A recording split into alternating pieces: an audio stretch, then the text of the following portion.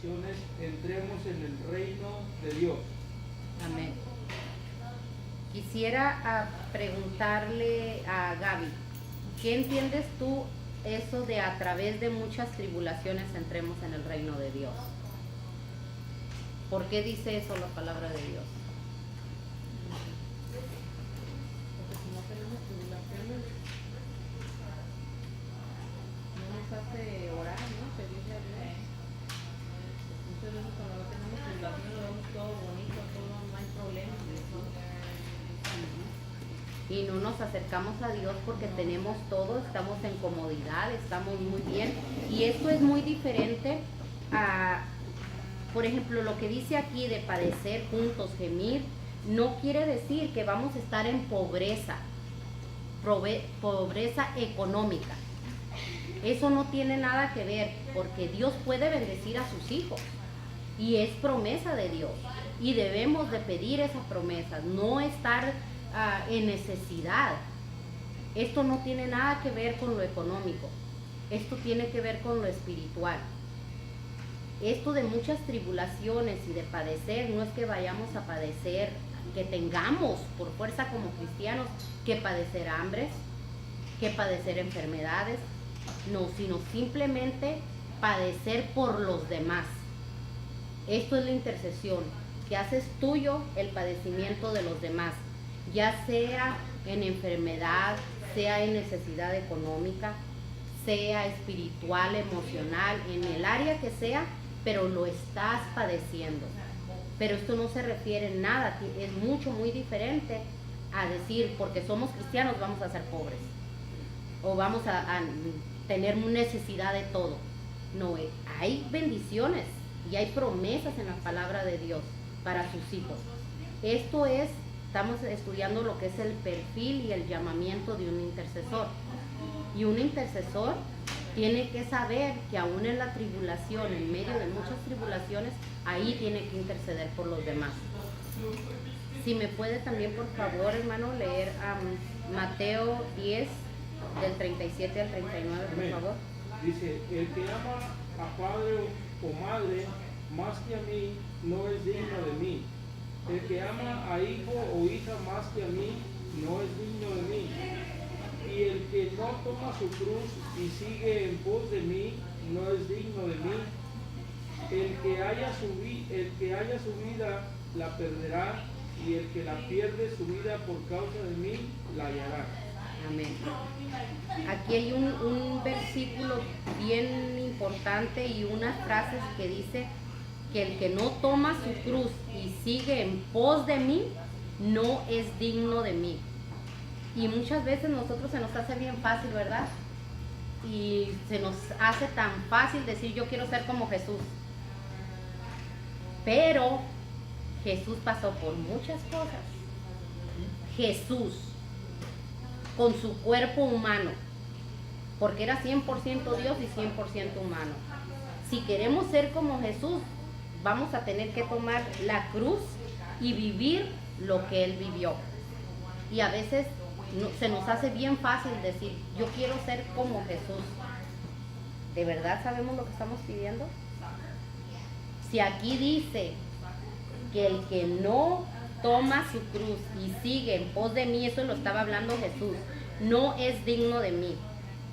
Y me puse a estudiar lo que era la cruz, qué significaba la cruz en aquel tiempo, qué significaba para el pueblo de Dios, para los judíos, qué significaba la cruz. Y encontré que el ser colgado en una cruz era considerado maldito por Dios y que quedaba fuera del pueblo de Dios, o sea, el pueblo del pacto. Todos sabemos que Israel era el pueblo del pacto.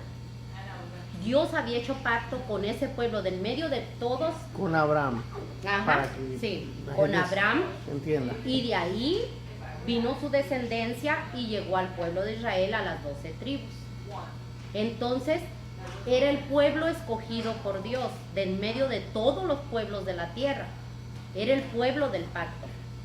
Pero para ellos, el que alguien fuera a ser colgado en una cruz, que fuera a ser crucificado, era señal de que era maldito por Dios y de que quedaba fuera totalmente del pueblo del pacto.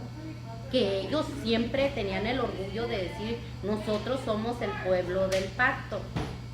Y ellos a alguien que iba ya con una cruz lo consideraban fuera de ese pacto. Y maldito ya totalmente por Dios. También otra cosa que le comentaba yo a Socorro, que cuando empecé a estudiar esto hasta las piernas me temblaron porque es difícil llevar la cruz. Es muy difícil tomar la cruz y seguir a Jesús. Con su crucifixión, Jesús comenzó un nuevo pacto con su pueblo y para su pueblo. No bajo la ley, sino bajo la gracia. El Dios del pacto quedaba fuera del pueblo del pacto para que con su sacrificio, con su sangre, formar un nuevo pacto, ya no solo con un pueblo, sino con toda la humanidad. Y aquí quiero explicar un poquito esto.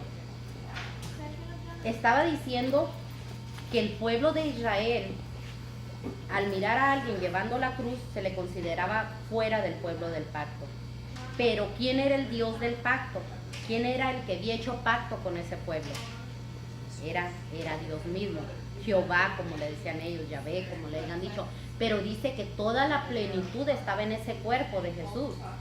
Entonces, al ir caminando él con la cruz, él para ellos era maldito de Dios y quedaba fuera del pueblo del pacto. El Dios del pacto, ante los ojos humanos, quedaba fuera del pacto, del pueblo del pacto. Pero con su crucifixión, con su sangre, porque se necesitaba sangre para un pacto, Dios estaba haciendo un pacto no solo con un pueblo, sino con toda la humanidad. Primero, mientras caminaba con la cruz, todos decían, ya quedó fuera del pueblo del pacto, es maldito por Dios. Pero cuando él fue crucificado con su sangre, estaba haciendo un nuevo pacto no solo con un pueblo, sino con toda la humanidad. El Dios del pacto estaba haciendo un nuevo pacto con la humanidad a través de su sangre. Y sí, como ellos decían, maldito por Dios, no sabiendo que Dios estaba habitando en medio de él, pero él dice que llevó todos nuestros pecados. Entonces, ¿qué pasó cuando él estaba expirando en la cruz? ¿Recuerdan que dijo, Padre, por qué me has abandonado? Porque sobre él caía el pecado de toda la humanidad. En cierta manera, poniéndolo así, de esta manera, en cierta manera estaba siendo su carne condenada a causa del pecado de nosotros, de mí, de todos nosotros y de generaciones que vienen. Entonces, la cruz de Jesús, que Jesús llevó, dio luz y dio comienzo a un nuevo pacto con la humanidad, aunque fue considerado como maldito y fue considerado fuera del pueblo de Dios, del pacto, pero formando un nuevo pacto para nosotros. Con su crucifixión, como les dije, Jesús comenzó este nuevo pacto para su pueblo. Como les dije ya, lo voy a volver a repetir, no bajo la ley, sino bajo la gracia. El Dios del pacto quedaba fuera del pueblo del pacto, pero con su sangre, dijimos, ¿verdad?, hacía un nuevo pacto para con toda la humanidad. Y yo quisiera hacer una pregunta, Soco, ¿qué es para ti? ¿Qué es tomar la cruz?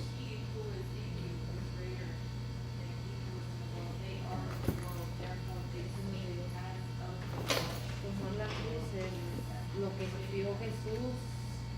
Yo creo que si hemos pasado por algo, no es una cruz, pero yo creo que chiquita la que hemos pasado ahorita. Verdaderamente la cruz que llevó Jesús no se compara con lo que hemos pasado en nuestras vidas.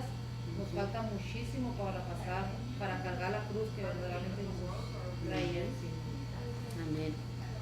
Y el texto dice, y el que no toma su cruz y sigue en pos de mí, no es digno de mí. Y no está diciendo el que no tome mi cruz, no dijo eso Jesús, el que no tome mi cruz, pero hay una cruz designada para cada uno de nosotros, individual. ¿Y qué trae esa cruz para nosotros? Para unos puede traer más que para otros. Porque Él no dijo el que no tome mi cruz. Dice el que no tome su cruz. Quiere decir que hay una cruz individual para cada quien. Y si no la tomamos y lo seguimos a Él, entonces no somos dignos de Él. La gente en ese tiempo, después de ser azotada, se le obligaba a la víctima que iba a ser crucificada. Quiero así hacer como que nos imaginemos un poquito, cuando alguien iba a ser crucificado, primero los azotaban. Y esto lo hacían para que se desangrara. Estaba yo leyendo y esto me impactaba porque dice que los azotaban para que fueran perdiendo sangre, para que al momento de ser crucificados murieran más rápido, porque la crucifixión era una muerte muy, hasta para los romanos, no se la daban a los ciudadanos romanos porque muy bárbara, decían ellos. Ellos a los esclavos, a todos los otros pueblos se los daban, pero a los ciudadanos romanos no querían dársela porque era una muerte muy cruel. Y entonces los golpeaban en la espalda para que se fueran desangrando, para el momento de ser crucificados murieran más rápido. Y después de ser azotada se obligaba a la víctima a llevar la cruz hasta el sitio de la ejecución donde lo iban a crucificar, como una manera de expresar que la vida ya había terminado y que la voluntad para vivir había desaparecido.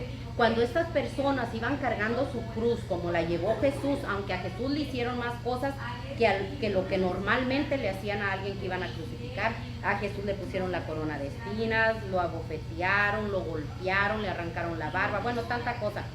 Pero a la víctima se le obligaba a llevar la cruz hasta el sitio donde lo iban a crucificar. Y eso significaba para toda la gente que la vida de ese ser humano ya había terminado y que la voluntad para él de vivir, de seguir luchando, había desaparecido. Se colocaba también alrededor del cuello del criminal una tablilla donde se detallaba el delito y después esa tabla se ponía en la cruz. Por eso recuerdan que a Jesús le escribieron los romanos, porque ellos fueron los que le escribieron, el rey de los judíos, y los judíos decían, no, ponle al que se dice ser el rey de los judíos. Y ellos dijeron, no, dijo el rey, así se va a quedar, así se va a quedar. Porque ese letrero, digamos ahora ya en nuestras palabras, se lo colgaban al cuello al que iba caminando con la cruz. Y ahí decía los delitos que había cometido, pero era de lo que lo acusaban los demás. Allí en ese letrero él llevaba su pecado, él llevaba el delito, o podía haber también gente inocente, pero era de lo que lo acusaban. Cargaba su cruz y llevaba aquí un letrero diciendo lo que había hecho. Y al ir haciendo todo eso significaba, ya no hay esperanza de vida. Mi vida ha terminado. Era lo que iba diciendo rumbo al camino del Calvario donde los fueran a crucificar. Dios dijo que tomáramos la cruz y lo siguiéramos. Pero hay un proceso antes de tomar la cruz. Es lo que estábamos hablando, todo lo que sufrió Jesús. Fue abofeteado, escupido, golpeado, le pusieron la corona de espinas. Desde el Getsemaní él empezó a perder sangre. Hay ese proceso, hay un proceso antes de tomar la cruz. No es nada más agarrar la cruz y vámonos. También está el llevar un letrero en tu cuello escrito por los que te acusan. También está el seguir a Jesús. Y yo quiero decirle, hermano Manuel, ¿hacia dónde iba él con la cruz? Porque dice que el que no tome su cruz y siga en pos de mí, dice, no es digno de mí. Entonces, ¿hacia dónde iba Jesús en ese camino? En su ministerio aquí en la tierra, el final de su ministerio, ¿dónde terminaba? Bueno, con la cruz, crucificado, ese era el que tenía que cumplirse. Pues iba caminando a los ojos del ser humano, pues iba caminando hacia la muerte, pero viéndolo espiritualmente iba sobre la victoria. Amén. Entonces, ¿a dónde lo vamos a seguir? Estaba meditando sobre eso y también hay un pasaje que dice: cualquiera que quiera venir en pos de mí, tome su cruz, nieguese a sí mismo y siga. Siga. Entonces la cruz, ¿qué realmente es la cruz? Amén. Es lo que estamos hablando de. Amén. ¿Y hacia dónde iba Jesús cuando llevaba, en todo su ministerio, no solo ya cuando llevaba la cruz cargada, en todo su ministerio, todo, como dijo el hermano Manuel, terminaba ante los ojos del hombre en la muerte, en el Calvario, en la crucifixión?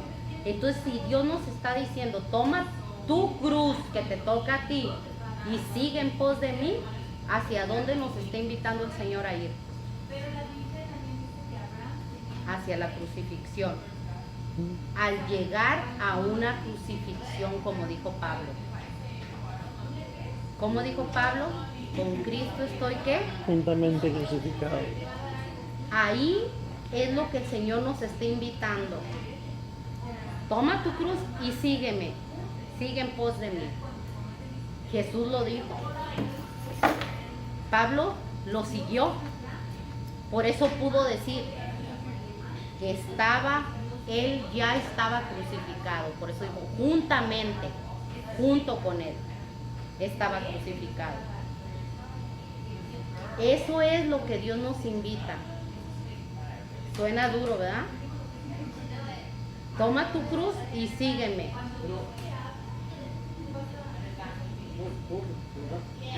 Pero ¿qué es realmente la cruz? ¿Puede ser una cruz de madera y me la voy a pegar y voy a caminar no, yo sé que no, pero quiero entenderlo. Sí, ¿Qué es la cruz? a esto vamos a entrar ahorita. Tomar la cruz. Pero antes de entrar ahí, quiero preguntarles a Gaby. Sabemos que hay un proceso antes de tomar la cruz. Ese proceso lo vivió Jesús. Lo vivieron también los otros que iban a ser crucificados. Pero Jesús llevaba un letrero, a él no pudieron encontrarle culpabilidad. Por eso le pusieron el rey de los judíos. Si nosotros tomamos nuestra cruz, ¿cuál crees que sería el letrero que los que te acusan te pondrían en el cuello?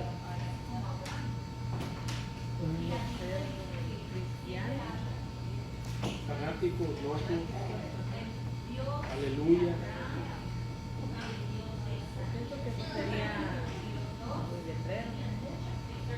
Y hay algo bien importante aquí que tenemos que entender. A Jesús los romanos querían ponerle y le pusieron el rey de los judíos, pero sus hermanos, los hermanos de su pueblo, querían nomás decir, como diciendo, el que se cree, el que se dice rey de los judíos. Sus hermanos de pueblo, de pacto, querían ponerle un letrero que no era lo que Jesús era de verdad. ¿Entiendes? ¿Cuál letrero nos van a poner a nosotros? Porque ellos lo acusaban a Jesús de algo que no era cierto. Si tú tomas tu cruz, te expones a llevar un letrero que diga cosas que no son. Entonces, ¿qué sería falso profeta? ¿O qué? Exactamente. ¿Y quiénes son los que acusaban a Jesús? La gente. Los de su pueblo. Porque no eran los romanos los que lo estaban acusando. Eran los mismos de su pueblo. Los mismos del pueblo judío. Entonces le ponían, ellos querían ponerle un letrero y los romanos no quisieron que lo acusaran de esa manera. Pero a nosotros, eso porque era Dios y se tenía que cumplir la profecía, pero en nosotros, si Dios nos está diciendo, toma Tu cruz, la tuya, la que te corresponde. ¿Qué letrero nos van a poner aquí? ¿Qué letrero? Por ejemplo, yo podría decir, nomás unas cositas de las que quizás me pondrían a mí ahí. Rebelde. ¿Qué más? Bueno, ¿qué no, verdad? Que no podríamos pensar muchas cosas. Los que me acusan, que son de mi pueblo y me están acusando, ¿qué es el letrero que voy a llevar? ¿Qué dirá? ¿Qué es lo que va a decir? Y sin embargo, Dios nos está invitando a tomar la cruz y seguirle hacia donde Él iba. Y ahorita vamos a entrar más extensamente en lo que quería saber el hermano Manuel.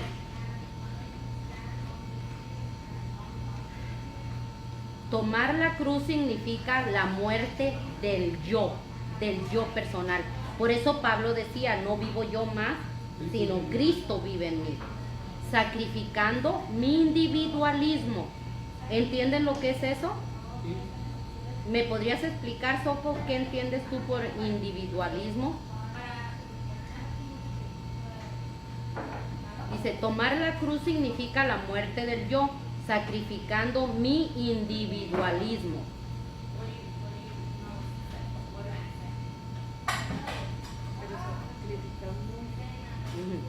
Ok, mi individualismo es como lo mío propio, lo que yo quiero para mí, lo que yo deseo para mí, lo que es mío.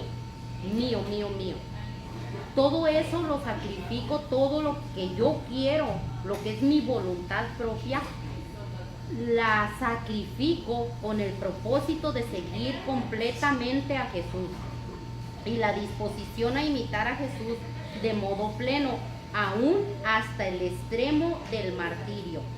Cuando yo tomo mi cruz y lo sigo, voy rumbo a una crucifixión donde moriré a la carne y resucitaré a una nueva vida. Y ahí está la respuesta, hermano Manuel.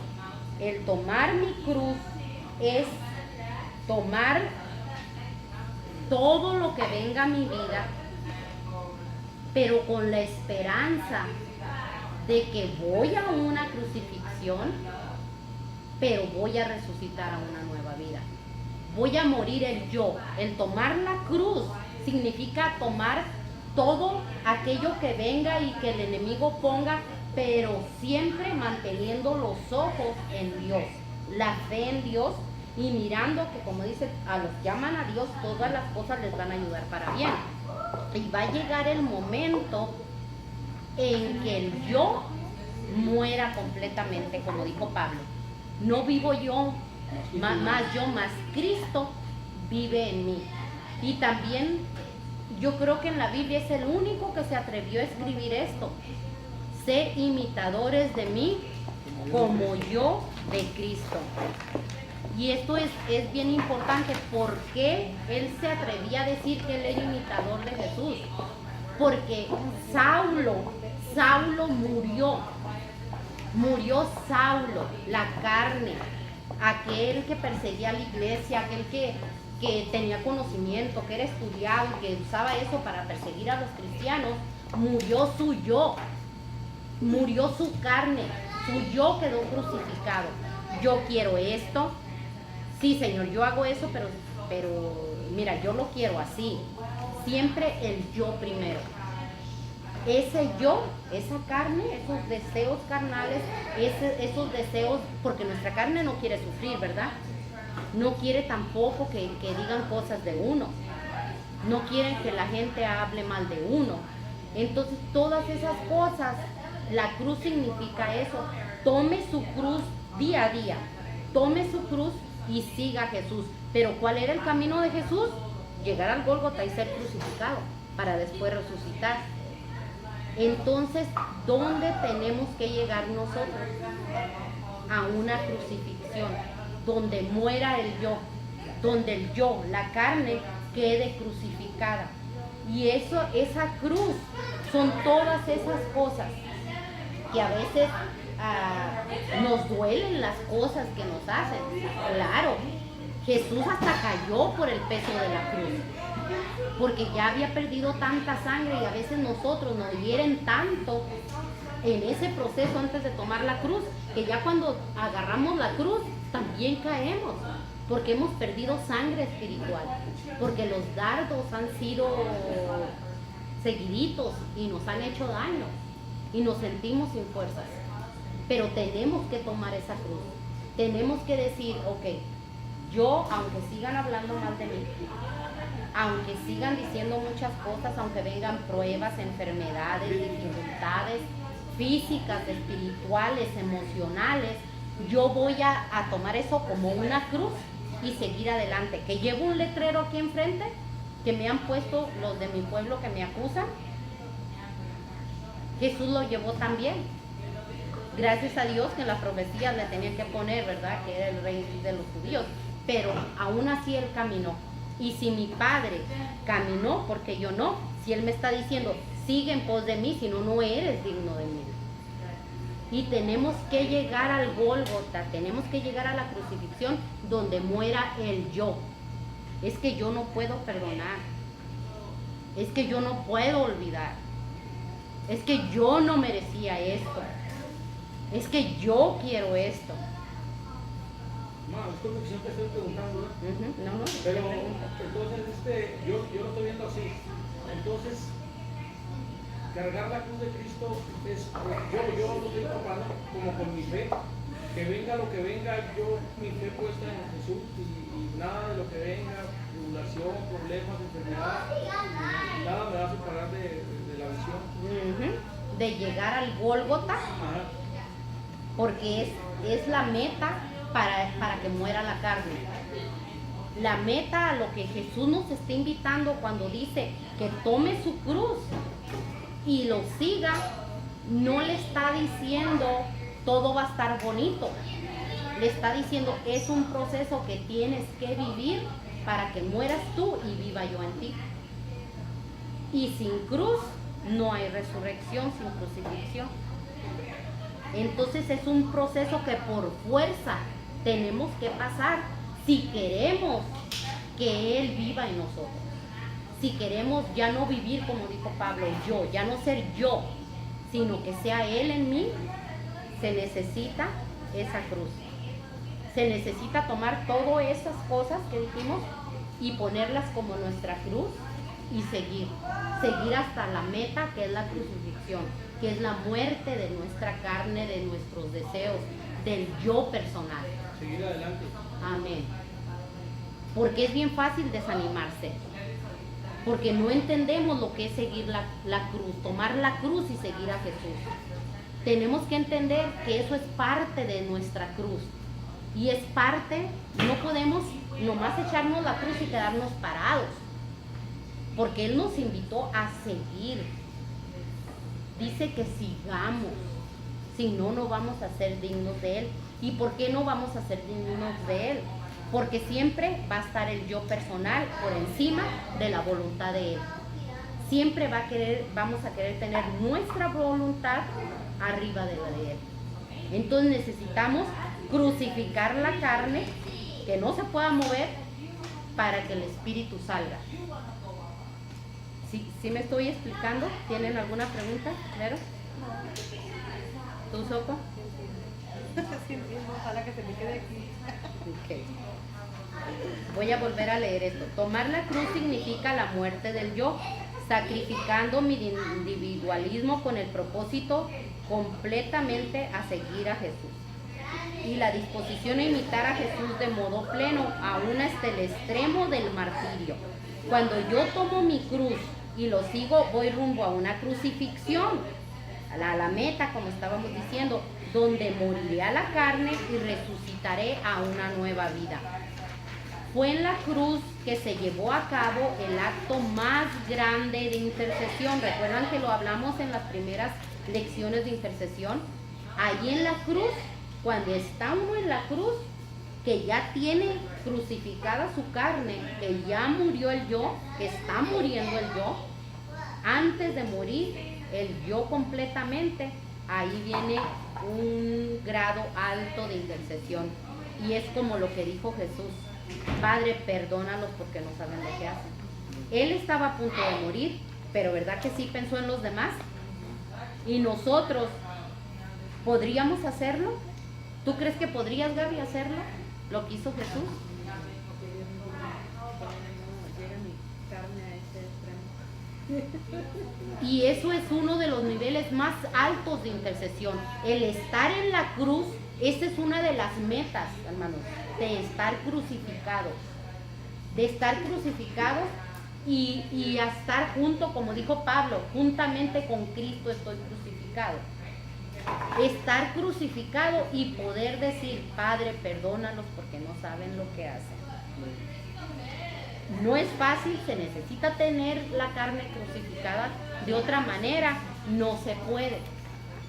Entonces, desde esto, hermanos, a mí, la verdad, les digo sinceramente, cuando lo estaba estudiando, mis piernas empezaron así a temblar, porque dije, me falta tanto.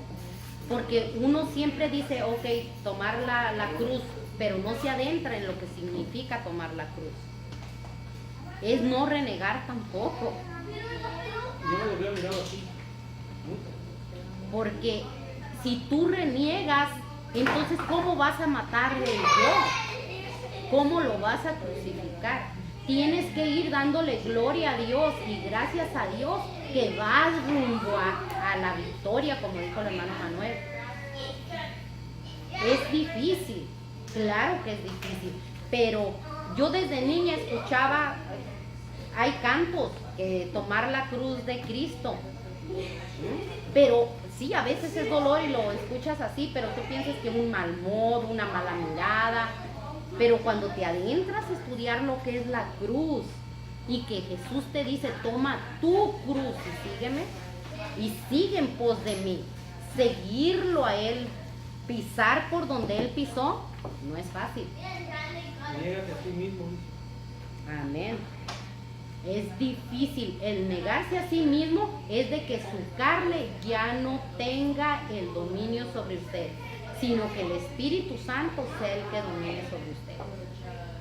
Y sí se puede, si no Jesús no lo hubiera escrito, lo hubiera dicho, no hubiera hablado para que otros lo escribieran. Su palabra no estuviera ahí escrito. Claro que se puede con su ayuda, solos no vamos a poder, pero con la ayuda de Él sí podemos, si no, no estuviera escrito. Que no es fácil, no fue fácil para Jesús caminar con la cruz, pero triunfó. Y porque Él triunfó, nosotros también vamos a triunfar en el nombre de Jesucristo, ¿verdad? Que vamos a seguir adelante.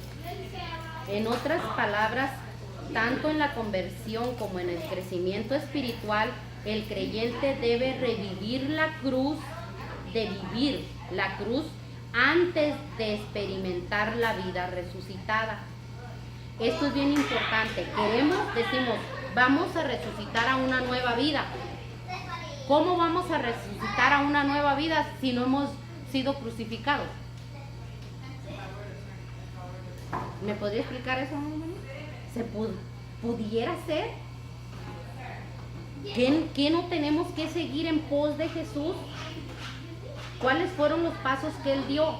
Fue crucificado y murió su cuerpo humano, y hasta después de que murió su cuerpo humano fue que resucitó a una nueva vida. Entonces nosotros a veces queremos resucitar una nueva vida sin ser crucificados y sin morir la carne. A veces queremos cambiar el curso de las cosas. Y si Jesús dijo, siga en pos de mí, son paso por paso lo que Él hizo. ¿Y cuántas veces decimos, no, yo quiero resucitar a una nueva vida? Y a veces se puede decir, mi hijo, lee la palabra, dice, sigue en pos de mí. Se necesita una crucifixión para que haya una resurrección. Y la paradoja cristiana es que la muerte es el sendero hacia la vida.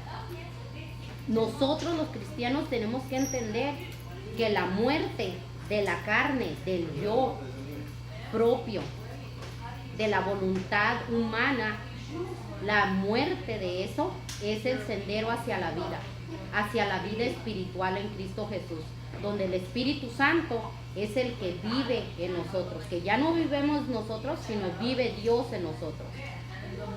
Le voy a pedir a Socorro que por favor lea 2 de Corintios 1, de 3 al 7. David, si puedes venir por tu papel, por favor, para que me busques esta cita.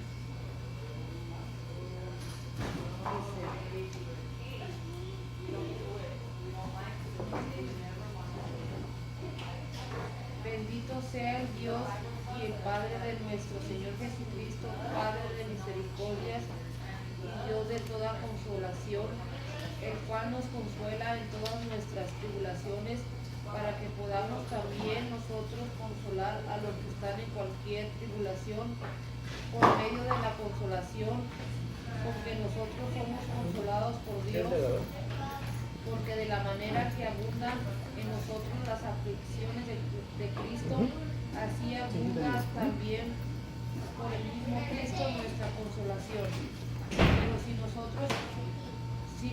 Pero si somos atribulados, es para nuestra consolación y salvación, o si somos consolados, es para nuestra consolación y salvación, la cual se opera en el sufrir las mismas aflicciones de nosotros también padecemos. Y nuestra esperanza respecto de vosotros es firme, pues sabemos que así como sois compañeros de las aflicciones, también lo sois en la consolación. Amén. Aquí está hablando mucho de intercesión. Tenemos que interceder por los que están en aflicción, porque habla otra vez de las aflicciones. Tenemos que ser compañeros de los que están en aflicción. ¿Y cómo eres compañero de alguien que está en aflicción, Beth? ¿Cómo crees tú que podría ser un compañero para alguien que está en aflicción? Pues, un buen compañero. pues, Si yo estoy afligida, si tengo un problema, ¿qué crees tú que podrías hacer por mí para ser un buen compañero a mí? interceder por usted, Amén. darle palabras de aliento y pues sí, interceder por usted. Amén. La clave y la respuesta es intercesión, haciendo tuyas las aflicciones de tu hermano. Porque a veces sabemos de la necesidad de otro y como dijimos de los grados de intercesión, intercedemos pero así nomás de pasadita, nomás porque nuestra conciencia no nos esté remordiendo que no hemos pedido por nuestro hermano o por nuestra hermana. Pero cuando eres un buen compañero en las aflicciones, vas a hacer tuyo aquel dolor, aquella necesidad y vas a pedir con el corazón, vas a estar intercediendo ante Dios de una manera diferente. Y esto es el perfil de un intercesor, ser un buen compañero en las aflicciones. Amén. ¿Alguien tiene un comentario, una pregunta? Socorro, también a ti te di Filipenses 3, del 10 al 11, por favor.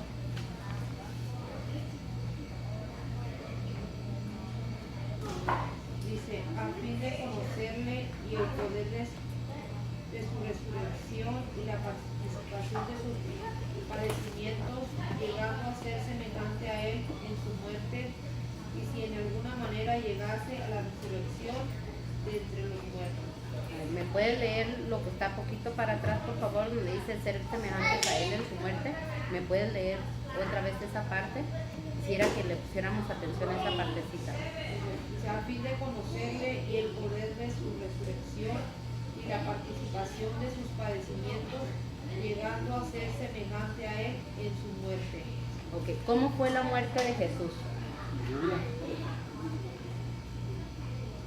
Y murió llevando el pecado de todos nosotros, ¿verdad? ¿Cómo muere el yo de nosotros? ¿De cuál muerte está hablando ahí? De ser semejantes a él en su muerte, pero no está diciendo de que muéramos llevando encima el pecado de todos, sino siendo buenos compañeros, intercediendo por aquel que ha pecado. Amén. Por aquel que está desviado, por aquel que necesita restauración. Ya no vamos a llevar sobre nosotros como Jesús todo el pecado de la humanidad, pero sí podemos ser semejantes.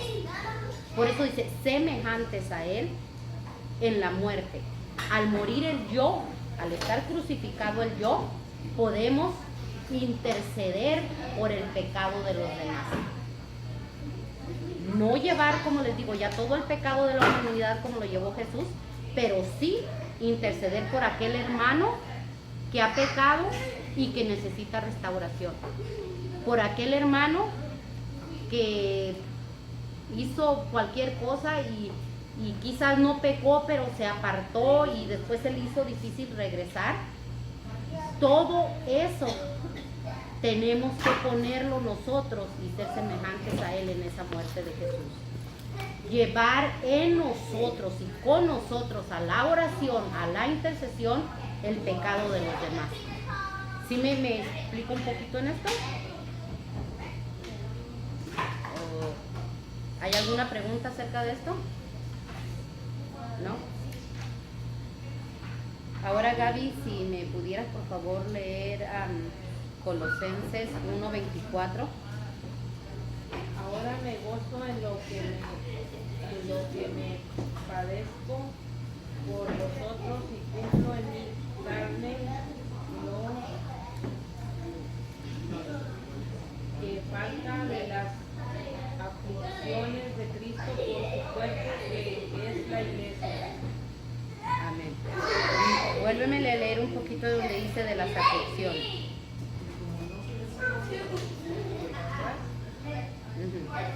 Por vosotros cumplo en mi carne lo que falta de las aflicciones de Cristo por su cuerpo, que es la iglesia. Y está hablando de que Pablo sufría lo que faltaba de las aflicciones de Cristo por el cuerpo, por su iglesia. Él lo dijo en aquel tiempo, pero ahora ¿a quién nos toca sufrir esas aflicciones? ¿A quién nos toca ser partícipe, como dice él, ser partícipe de las aflicciones que él o que su cuerpo, que es la iglesia? ¿A quién nos toca? A todos los que podemos interceder. Y debemos de dolernos por su cuerpo, que es la iglesia, porque todavía su iglesia necesita intercesión. Todavía hay aflicciones que se necesitan cumplir. Dentro de la misma iglesia van a venir aflicciones. Va a venir hasta persecución, pudiéramos decir, dentro de la misma iglesia. Entonces nosotros debemos de interceder y también ser partícipes de esas aflicciones, como les digo, no irnos a meter a pelear, sino pelear, dijo, esta batalla no es con la carne como la vamos a ganar, es intercediendo por su cuerpo, por su iglesia, que todavía está sufriendo aflicciones. Hasta este momento, el día de hoy, la iglesia sigue sufriendo aflicciones. El cuerpo de Cristo, que es la iglesia, sigue sufriendo aflicciones, que tenemos nosotros que hacerlas nuestras. Tenemos que interceder por todas nuestras y así hacer nuestras todas las necesidades y sufrimiento de su cuerpo, de su iglesia. Ahora vamos a ver el inciso D, que dice amar a Dios por sobre todas las cosas. Ahora vamos a pasar a este punto donde ya vamos a dejar atrás un poquito la cruz y vamos a entrar a lo que es amar a Dios por sobre todas las cosas. En Romanos 8, 28, Romanos 8:28, se los voy leyendo mientras ustedes lo buscan para que lo tengan ahí.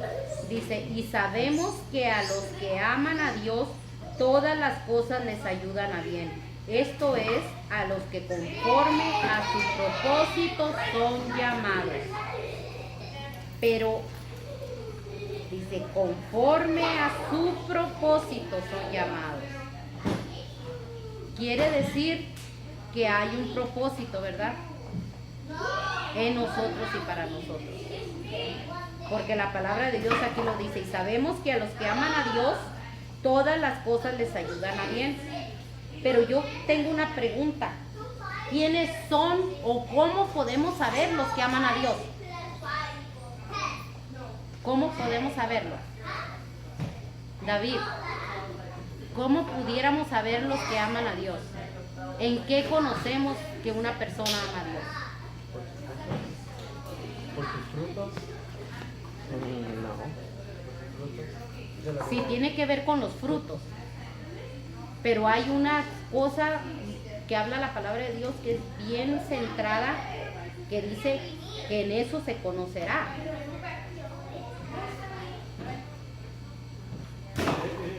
En el amar, porque no ha conocido a Dios. El amar uno está. En eso se conoce el que ama a Dios. Y aquí hay esa clave. Dice que a los que aman a Dios todas las cosas, ¿verdad?, les ayudan a bien. Pero los que aman a Dios, ahí está la clave. ¿Amamos a Dios? ¿De verdad amamos a Dios para que todas las cosas nos ayuden a bien? Porque si no, no tenemos derecho a esta promesa. ¿Cómo podemos amar a alguien que no conocemos? Porque nunca hemos visto. ¿Conocemos a Dios? A Dios no lo hemos visto cara a cara y sin embargo decimos amarlo, ¿verdad? Pero si yo, que conozco a Gaby, no la amo, si conociéndola a ella no la amo, ¿me reirá Dios cuando yo le digo que lo amo sin conocerlo? Nada más con sentirlo, que él viene y me toca y me habla, pero que mis ojos no lo han visto. Entonces, usamos mucho este texto. Para cualquier cosa decimos, es que a los que aman a Dios todas las cosas les ayudan a bien. Sí. Pero ¿qué es amar a Dios? ¿Qué es amar a Dios de verdad? En el versículo 28, Pablo parte de un axioma. Axioma quiere decir proposición clara y evidente que no necesita demostración. Dice, Pablo parte de un axioma básico, que es la palabra sabemos. Luego afirma esta verdad. A todos los que aman a Dios, dice, el que reúne todas las cosas para bien. O sea, ahí está diciendo Pablo, a los que aman a Dios, Él reúne todas las cosas para bien de ellos. Y Pablo coloca primero la frase a los que aman a Dios, a fin de que no haya errores en cuanto a quiénes son los beneficiarios del Dios reúne todas las cosas, o sea, del Dios que reúne todas las cosas para bien. Es en bien de los que constantemente manifiestan amor a Dios en actitudes y obras. Y quiero que por favor, Vero, tú Gaby, tienes Primera de Juan 4, 20 al 21, porque quiero que entendamos bien esta parte de lo que es amar a Dios, para poder ser partícipes de esta promesa, que todas las cosas nos van a ayudar a bien. Nuestros padres adoraron en este monte y vosotros decéis que en Jesucristo sale es un lugar donde se debe adorar. Jesús le dijo, mujer, ¿creen? Es en Primera de Juan 4, 20 al 21.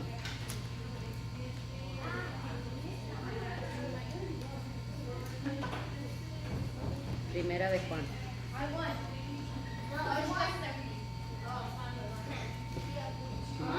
Sí, ¿Sí lo puede leer, por favor, hermano? No, todavía no tengo. ¿Todavía no lo tiene? ¿Alguien lo tiene ya? Ok, entonces lo voy a leer yo mientras lo hayan, ¿ok? Primera de Juan 4, 20 al 21 dice, si alguno dice, fíjense en esto, si alguno dice, yo amo a Dios y aborrece a su hermano, es mentiroso. Pues el que no ama a su hermano, a quien ha visto, ¿cómo puede amar a Dios a quien no ha visto? Y nosotros tenemos este mandamiento de Él, de parte de Dios. El que ama a Dios, ame también a su hermano. Y no dice al hermano que te trata bien, No dice. al hermano que te hace buena cara. Dice a tu hermano. ¿Y quiénes son nuestros hermanos? Todos. Nuestros hermanos de fe, los que forman el cuerpo de Cristo. Y aquí tampoco está, sorry, pero no está diciendo religiones, está diciendo a tu hermano, el que busca de Dios. Y perdónenme porque a alguien se puede sentir mal, pero está diciendo a tu hermano. No está diciendo tampoco el que no habla de ti, el que te trae cafecito, donas, el que te hace la barba. No, no, no. Está diciendo a tu hermano. No es fácil, ¿verdad? Porque no es nomás mi hermano el que se lleva bien conmigo, que está aquí juntito conmigo, no. Es a tu hermano. Pero si tienes por favor, primera de Juan 5, 1 al 3. Todo aquel que cree que Jesús es el Cristo es nacido de Dios, y todo aquel que ama al engendrado, ama también al que ha sido engendrado por él. En esto conocemos que amamos a los hijos de Dios cuando amamos a Dios y guardamos sus mandamientos. Pues este es el amor a Dios, que guardemos sus mandamientos, y sus mandamientos no son gravosos. Amén. Ahí está otra de las claves para entender lo que es amar a Dios. Guardar mandamientos. Tenemos que guardar sus mandamientos y amar a nuestro hermano. Y ahí lo está diciendo clarito en lo que leyó Vero. Dice, si decimos, por ejemplo, si yo digo, Gaby y Mahani, los amo, pero pues si me cae bien gordo sus chamacos, ¿los amo de verdad? Díganme. No. Porque ellos son los engendrados por ustedes. Y es lo que está diciendo la palabra de Dios. ¿Cómo voy a decirle a Dios, te amo, y aborrecer a mi hermano, que fue engendrado por él en espíritu? Porque ahí decía claramente lo que leyó Vero. A los que son engendrados por su espíritu. Entonces, ¿cómo yo voy a amar a Dios si no estoy amando al que Él ha engendrado? No puedo. Y hay dos claves para decir al que ama, aquel que ama a Dios, todas las cosas le van a ayudar para bien. Que guarde sus mandamientos, como dice la palabra, y ame a su hermano. Amén. Son dos cosas que son las que identifican a alguien que ama a Dios. Y para tener derecho a esa promesa de que todas las cosas nos ayuden a bien. Entonces eso es bien importante acordarnos. Amar a Dios es igual a guardar sus mandamientos y amar a tu hermano. No importa cómo sea tu hermano, ámalo. Es lo que nos dice la palabra. Aunque es difícil, pero con la ayuda de Dios vamos a poder hacerlo. Hermana, pero el texto dice, este mandamiento no es gravoso. No. Entonces, pero entonces, ¿por qué sí se hace gravoso? La palabra gravoso es difícil. Dice, estos mandamientos no debe ser, al que ama a Dios, no debe ser difícil. Entonces, ¿por qué sí es difícil? Porque todavía no estamos crucificados. Si estamos crucificados ya a la carne, al yo siento esto, a mí me hicieron esto, entonces va a ser gravoso. Pero si ya estamos crucificados, entonces no va a ser gravoso, porque el yo personal está nulo y el espíritu es el que vive en nosotros. Amén. Amén. Amén. Amén. Vamos a seguir al paso 2, llamamiento divino. Los que son llamados conforme con el plan de Dios son esos hombres y mujeres que han sido escogidos por Dios para realizar algo específico para Él. Estas personas son invitadas por Dios mismo para poner por obra su vocación. Inciso A. Dios llama conforme a su propósito. Los que son llamados conforme al plan o propósito. Estamos, el capítulo clave para esta lección era Romanos 8. Vamos a leer una vez más el versículo 28 de Romanos 8. Dice, y sabemos que a los que aman a Dios todas las cosas les ayudan a bien. Esto es a los que conforme a su propósito son llamados. Ya entendimos quiénes son o qué identifican